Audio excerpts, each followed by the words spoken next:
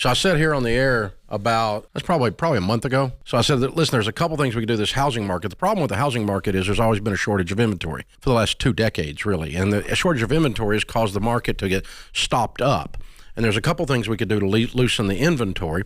And one is to prohibit the institutional corporate hedge funds and the Chinese from buying blocks and blocks of thousands and thousands of single-family homes and taking them off the market and making them permanent rentals. And today, President Trump says he will seek a ban on institutional investors from buying single-family homes. Is he listening to the podcast, Dave?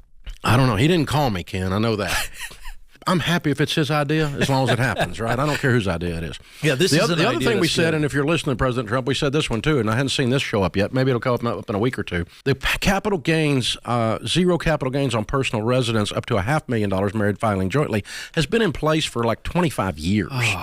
So here's what you do. Make that $2 million. And you know what happens? A bunch of boomers that are sitting on a bunch of equity would sell their houses, and that would unclog the market.